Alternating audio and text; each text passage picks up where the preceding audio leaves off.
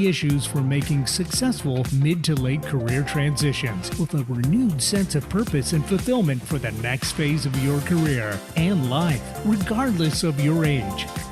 Now, here's your host, Lisa Downs.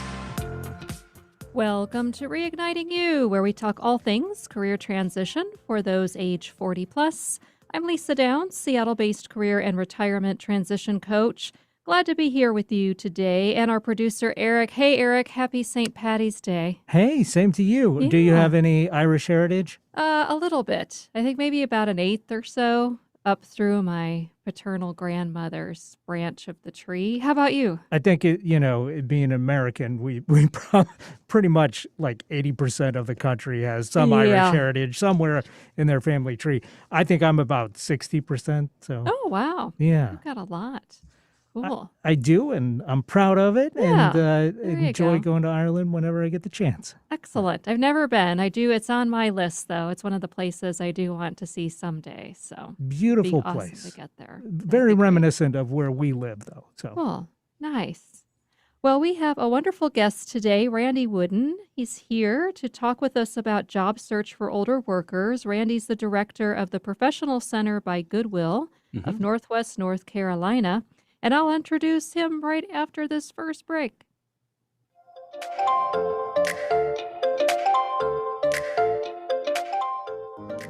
I'm Charlie McGee with FranNet. Historically, economic disruptions drive entrepreneurship, and Americans are opening new businesses at the fastest rate in a decade. If your corporate career path has taken a wrong turn and you've always dreamed of being your own boss in a successful business, I can probably help you. Text me at 360-489-2153. I've been involved with franchising for the last 30 years and have been matching clients with the right franchise fit since 2013. There's no fee to you for my services. I'm here to listen and help you find what you need. Text or call 360-489-2153, 360-489-2153, and visit frannet.com to learn more.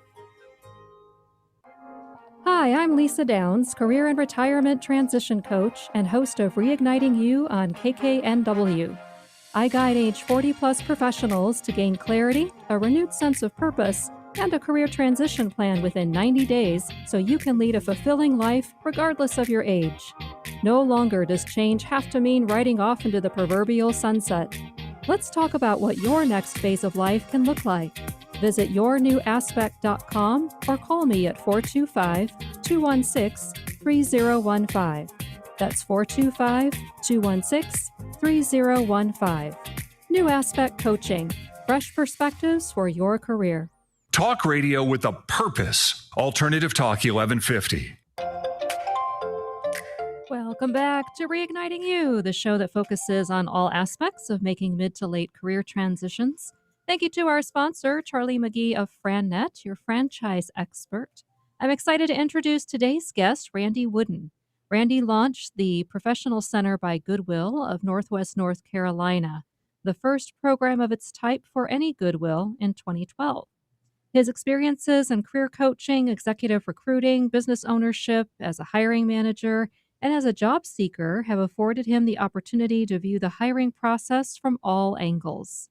He shares job search tips through a biweekly newspaper column, regular appearances on television and radio, blogging for Goodwill Industries International, through frequent public speaking appearances, now virtual, and co-hosting a weekly talk show on job searching and professional development called Lunch with Randy and Teddy that I had the pleasure of being on back in December.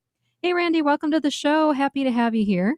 Hey, thank you. Was it December? Wow. Time flies. I had to look, and it does fly, so it's hard to believe it's been that Wow. long already. Yeah. In fact, we just had another show earlier today, every Wednesday. So, time marches on, but I'm glad to be Excellent. here. Yeah, great to And have you here and taking a bit of time out of your evening, too, for us, since you're yeah, on the one coast, opposite coast. one coast to the other. Yeah, So, absolutely. welcome to North Carolina. Thank you very much. It's great to be here. So I always like to start with guests finding out about your own career journey and your career path that's led you to what you're doing now. So what's your story in terms of how you've gotten to the role you're in right now? Mm. Well, when I graduated from college, it was a recession, and so where do you go from there? What jobs were out there? And I'd always had an interest in the media, and I studied that in school. So I got into working in radio, and it was fun. I got to do a lot of play by play, did on air work, and did some other things at the station. But over time, you begin to look at that and say, well, is that a career that you want to make for yourself, or do you have transferable skills and maybe look to do something that maybe a little bit more stable, that kind of a thing? And so it took some brainstorming and some informational interviewing, but I ended up making a transition into recruiting. Hmm. I was a headhunter. So that's how I got my start in the human services, human resources arena. And again, one thing led to another, and that was back in the early '90s, before we had email and computers and databases and everything else. We were just smiling and dialing. But what I've done is to parlay the radio experience and the communication skills along with the knowledge of how to help job hunters. And so for me, the role I'm in now is an ideal blend of my passion for the communication side, along with the passion for helping make a difference in people's lives. So I'm excited to be here, and I'm trying to answer questions and help where I can. That's great. And for you and your journey along the way and making that shift from the radio industry into supporting people who are in job search mode and career development and human services, human resources, what would you say has been a key lesson or two that you've learned along the way? Well, I'm not perfect, so that's one. I think life's a journey, and we learn as we get older, as we experience highs and lows, mistakes maybe that have been made, or things you kind of woulda, coulda, should have done. But ultimately, you can't look backward, and I think you're a culmination of a lot of those experiences. And so here again, we learn, whether it's technology, we pick up new ideas, we see things that we incorporate into our day-to-day business life. And so I think we just have to be open to change and be a lifelong learner. Yeah, I think that's such an important lesson, and that point that you make too about not focusing so much on the past and what we've Yeah. done in the past. It's not like we can change it. And I know I encounter a number of folks in my work too who Mhm. seem to be clinging to the past. And so important to help them be able to make those changes that they need to make to move forward for sure. Really Absolutely. I important. think being persistent too. Sometimes that first no that you hear, if you let that stop you, you know what happens. So it's being persistent and being willing to listen to input from others. I think that's one thing that, for me anyway, the older I get, I've learned to do that more. I used to be, Mhm. hey, I can fix it, I'm a guy kind of thing, and I got this handled, and stay out of my way and everything else. And I exaggerate a little bit, but maybe a little. But anyway, point being that it, we don't know what we don't know. Yeah. And so the more input, and you're a good example. Uh, People who have a need and are in that demographic, you're a great resource for them. And if they don't reach out to you, that's their loss.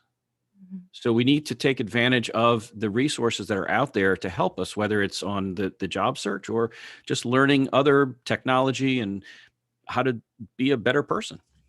Well, thanks for that. And I'm curious too about what you think was particularly helpful that got you through times of change in your career, whether it was actions you took, certain decision points, people who supported you.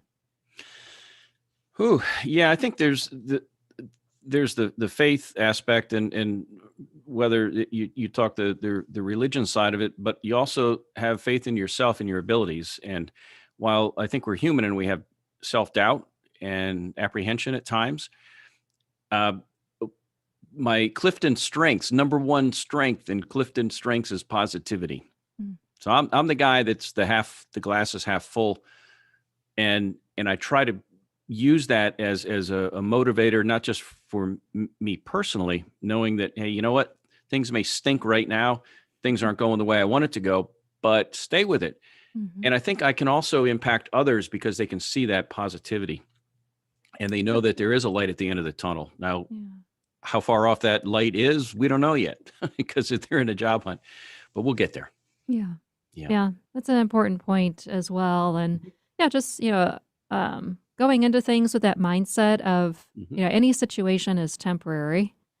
And as you said too, it's, what can I learn from it? And what can I glean from it to be able to do what I need to do differently, perhaps, or just, as a lesson to take forward. So, I think it's really critical too to understand that things will change, and it is only temporary when it does stink. Those times when it's not going too great. And we all have those times, and whether it's Yeah. job or health or finances or relationship or career, all of those things.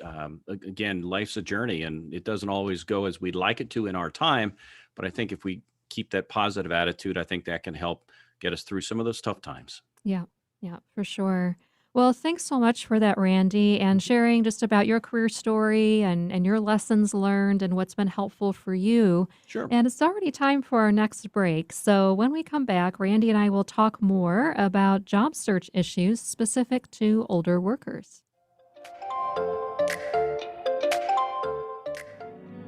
Are you feeling challenged or frustrated without a plan for what's next in your career and life? Are you seeing writings on the wall for needing to make a mid to late career change and don't know how or what to do? Coach Lisa Downs of New Aspect Coaching can guide you to what's next, providing a fresh perspective and supporting you to create a clear and compelling vision for your future and a plan to move forward. Call Lisa at 425-216-3015. That's 425-216-3015. New Aspect Coaching, fresh perspectives for your career. This is Rob Bass, and I want you to tune in to Don't Ask Me to Talk with Stacey Heller, the show that brings joy from pain, sunshine where it rains. Don't Ask Me to Talk with Stacey Heller. And that's coming from me, Mr. It Takes Two, Rob Bass. Tune in. Do what Rob Bass says. Take a listen to Don't Ask Me to Talk with Stacey Heller. That's me, Tuesdays from 3 to 4 on KKNW. To find out more information, check out my website, staceyconnects.com, or text DAMTT to 55678.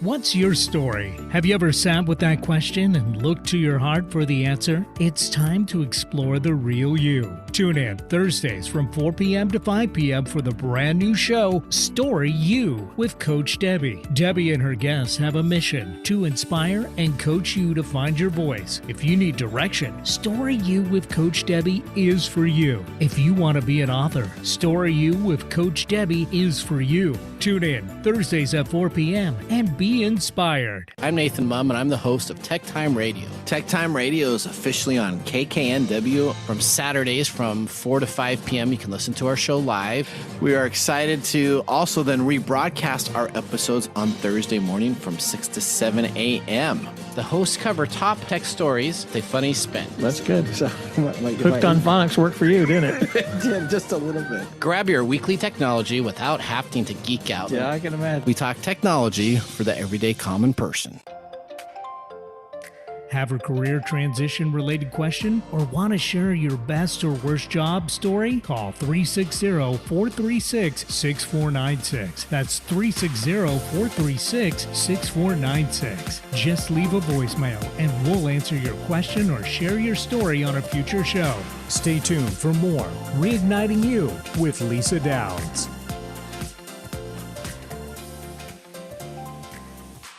Going against the grain has never been this much fun. Alternative Talk 1150.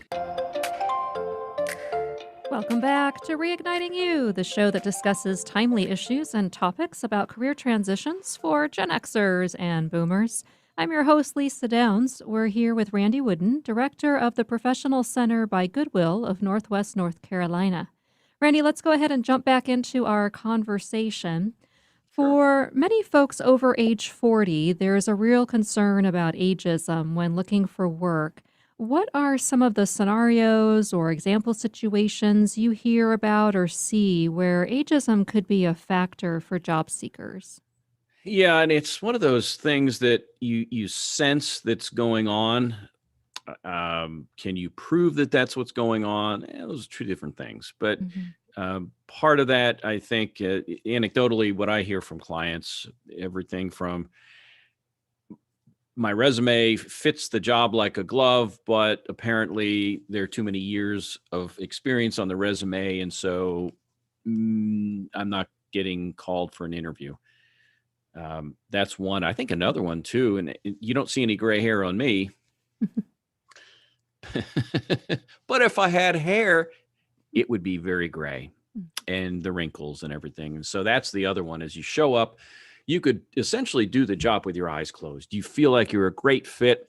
You walk in, and the interviewer could be your adult child, your adult son or daughter.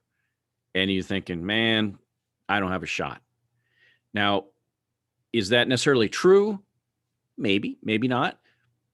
But when it becomes your mindset that says, I don't have a shot, I think it's hard to camouflage that. And so some of this is self-fulfilling, I think. If we feel like this is going to be a problem, maybe it ultimately becomes more of a problem than it otherwise would be. Yep, that makes a lot of sense. It seems like so often our self-talk can really get ourselves in trouble with that too, It with that can. mindset piece. And once in a while, you'll hear stories of an employer, usually within a smaller company, say things like, how long do you plan to work? That kind of, I mean, that's pretty much a dead giveaway. But by and large, it's a sense I think that people have. And, we're human and subjective. So I get that. True. Well, and don't worry about the hair thing. You have my husband's hairstyle. So. You two have that in common. I always say if he ever had hair, I'd think that he had been abducted by aliens and replaced somehow. So. Perfect. Yeah. So, along with those lines, there are definitely some specific biases out there about older workers. What are some of the biases or stereotypes that you're aware of, and how can people recognize them when they hear them? The easiest one is this person's overqualified. And so what does that mean? Well, it may mean that we can't pay them what we believe they are interested in. Right? We don't think this person will be challenged, because the mindset of an employer typically is not only do I need somebody who can come in and do the job, but I want to project them for possible continued growth in a company.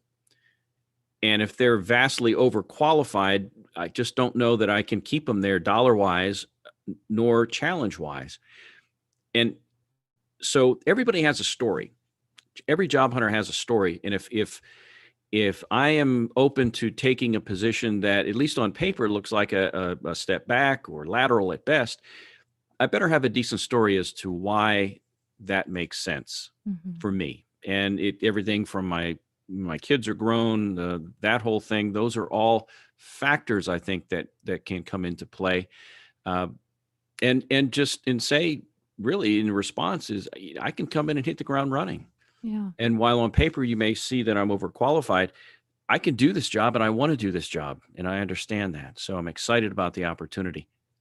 I think another of this person's overqualified is financial, but not on the part of, hey, we can't pay him enough. It's financial from the standpoint that, let's say Lisa is this overqualified candidate. If we hire Lisa and she leaves for whatever reason, not challenged, not enough money, guess what? Our company has to now conduct a search to find her replacement. And there's cost involved. There's time involved. It pulls us away from doing our job. And so do I really want to bring on somebody who I don't know is really going to stay? They may be a great person, highly skilled, but do I want to have to conduct another search 6 months from now? Yeah, that's so true. Attrition costs are really high. I can easily see where that would be a big concern for some employers. And I'm wondering too, so you mentioned earlier that, when you show up for the interview in person, there are things we'll talk about here in a little bit about tweaks to your resume, but, you can't hide what you look like when you show up in person. No. And so, what do you recommend for how older workers can best present themselves when they do interview, especially these days when so many meetings are happening virtually? Well, for one, I just bought a new camera, so yay for me. This camera is a higher quality than the standard laptop ones that you have, and so it makes me look better. Or maybe the blurry part would be better. Maybe we need to blur this a little bit. But Or you those want, filters on, yeah. you want to dress appropriately. You'll notice my background is pretty stable. There's not a whole lot of what I'll call noise going on. You're not seeing things that are distracting. The lighting is reasonable. And so all those things come into play. But I wanted to, if I could, double back real quick on these biases, because there are one or two other ones that just stick out like a sore thumb. And if you don't know how to knock these things down, it's going to bite you. And one is kind of like what you just said about the technology piece. You take a look at me and you say, this guy may be a great guy, but he's a tech dinosaur. And I used to work in radio, and I joke because when I do radio segments, and I worked with a grease pencil and a razor blade and splicing tape together. Yeah. And your producer's gonna probably, I remember those days. Yeah. But technology changes. And if you don't keep up with that, so keep in mind, you're going to need to show examples during the interview of how you've been up to date, what you've done to stay current with the skills needed to do the work. And another one that comes out a lot is this person is set in their ways and they're intimidating. They could do my job. So how is this older worker going to mesh with millennials and other generations? So I think you need to cite examples of how you have been able to work in a multi-generational workplace, maybe how you've been able to mentor other people. But knowing these biases is half the battle. The other piece then is, okay, how do you knock them down? And so I tried to share a few pointers on that. It's tough because, again, we're human, and sometimes it's hard to move people off that initial point. I mean, diversity is more than race and gender. It's also age and many other variables. And so to the best of your ability, you want to show that you can do the job, you can add value, you can hit the ground running, and they can see, and hopefully you can see and hear me talk, that I have a level of enthusiasm. I can do the work, but you can tell I have a passion for the work. And I think that goes a long way too. Yeah, absolutely. And as you said earlier too, just getting that story straight. So, you know, what's your story? Because that really is part of the sales job, if you will. So having those stories, those specific examples, and how they can best support the organization and help them achieve the results and outcomes that they're looking for. So that's great advice. And also, you know, with the resume, what are a few tips you can provide for those who are age 40 plus to update it, especially if it's been a decade or more since they've applied for a job? Yeah, things to modify or leave off would be, or to change in this case, you specifically your email. If you have an AOL email account, then that probably means you've had it for a very long time. You may want to consider going to something Gmail or something that might be a little more contemporary. That's one. Certainly, I think listing a home phone on your resume is probably not in your best interests. Think about it. If you have kids, do any of them have a landline? No, Nope. they don't. Words like objective, references available upon request, salary is negotiable, leave all that stuff off. But the elephant in the room when it comes to resumes is, how far back do I go to show my experience? And we could devote an entire show to just that. Suffice to say, a resume is a marketing piece. And I compare people's lives to a deck of cards. You've got 52 cards, each is experience and skills and education and accomplishments and everything else. The employer says, Lisa, in this role that we're hiring for, we need to hire red face cards. That's what we need. Those are the skills. Those are the attributes we're looking for in a candidate. And so your job with a resume then is to push those red face cards high up on the resume to show that, yes, I have what you need. You don't have to list 30 or 40 years of experience. It's overkill. And in part, that's why maybe your resume isn't getting the interview. Mm-hmm. Yeah. Yeah. Excellent recommendations. And Randy, how can people find you if they have questions or want to get in touch? Well, come tomorrow with these tornadoes headed our way, I'll be hiding under the table. But in all seriousness, find me on LinkedIn. It's Randy Wooden, Wooden. I think there are only about 4 or 5 of us, but you can't miss the bald head. So look me up on LinkedIn. Beyond that, our Goodwill Professional Center, we have a website, which oddly enough is goodwillprofessionalcenter.org. It's all one word. And our professional center, it's free. I have clients across the country. We're happy to help. Whatever we can do. You and I are both kind of in the people business. And I appreciate you having me on to share some ideas and insight, maybe a little bit of inspiration that this whole COVID thing is not over yet, but we're beginning to see progress. And progress is encouragement. So it is. Absolutely. Hang in there. If you're in the job hunt, hang in there. It'll be over soon. We'll make it happen. And if you don't have, if you do have a job, I can tell you that you're going to not be alone, because so many others are going to be out there looking now that they feel like it's safe to go out and look again. So we expect a lot of churn in the market here in 2021. And so we're here to help make those changes. That's great. Well, thank you so much for being here, Randy, sharing your insights and recommendations for our listeners. We really appreciate it. Thank you, Lisa. I appreciate you. Thank you. And it's time to wrap up today's show. And that means it's also time for my Reignition recommendation, your weekly career transition tip. And that is to select one habit to change for the better that you think would have the biggest impact, whether it's your self-talk that's going on inside that head of yours, or a specific behavior that's perhaps impeding your progress. And procrastinators, well, I should say fellow procrastinators, I'm looking at you. So keep that in mind. What's a habit you'd like to work on to change? And what's a behavior that goes with that you can work on gradually to make that happen? Well, thanks, Eric, for your support today, as always. My pleasure. What did you find interesting from our time with Randy today? Oh, my gosh, so many great tips. I mean, just stuff you wouldn't necessarily think about. But he's right. You got to show you're not a dinosaur with your resume. And so stuff like the email, that's great tips. So I'm going to have to think about that next time I apply for a job for sure. A lot of great food for thought. Well, join us next Wednesday at 3 o'clock when it's time once again for our monthly Best Job, Worst Job, First Job episode, when I'll share listener stories and career news. As a reminder, you can share your story by email at reignitingyou@gmail.com or leave a voicemail for me at 360-436-6496 to share it over audio. Thanks for listening. We'll talk to you next week on Reigniting You.